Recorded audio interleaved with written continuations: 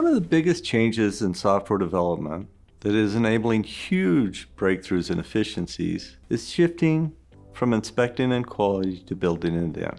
Instead of batching up large amounts of inventory to inspect in quality later, we need to move to building in quality from the beginning. Manufacturing learned this lesson a long time ago. They realized if they were going to improve the efficiencies and effectiveness of their organizations, they couldn't be dealing with a lot of rework. They needed to be building in quality from the very beginning. In manufacturing, they use process control to ensure they're building in quality because with manufacturing of physical products, it's the process that's creating the product. Software is very different. It's not the process that's creating the product.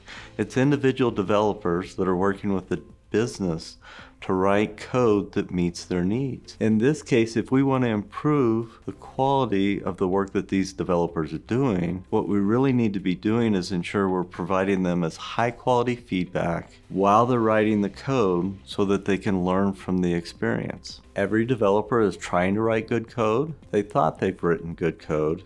Until we provide them that feedback that they need to modify or change things, they have no expectations that they need to be doing anything differently. As Deming, one of the thought leaders in manufacturing, taught us, the role of executives is to design processes that enable our employees to be successful. With software development, we need to ensure that we're providing systems that enable developers to get feedback while they're writing code and expect them to respond to it while they're in the process of developing new features and capabilities. This was not very economically feasible when the build, deploy, and test cycles were always manual. But that's starting to change with implementation of DevOps when we're beginning to automate more of those steps in the software development and delivery. The challenge that I see with most organizations, though, is they start expecting the developers to respond to this feedback when they still have instability in that signal from their testing. What we find is people start to ask the developers to respond to it,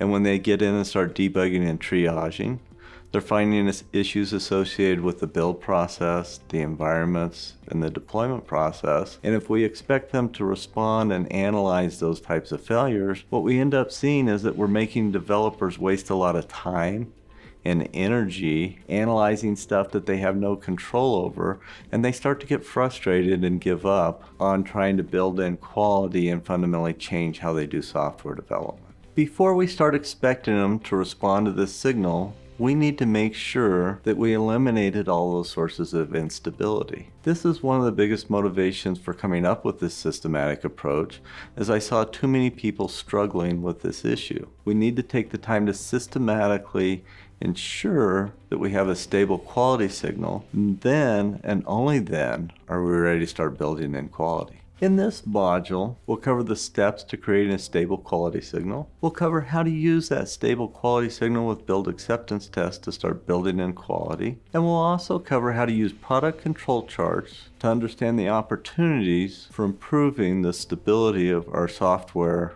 over time. The goal is to provide everyone with a systematic approach to building in quality.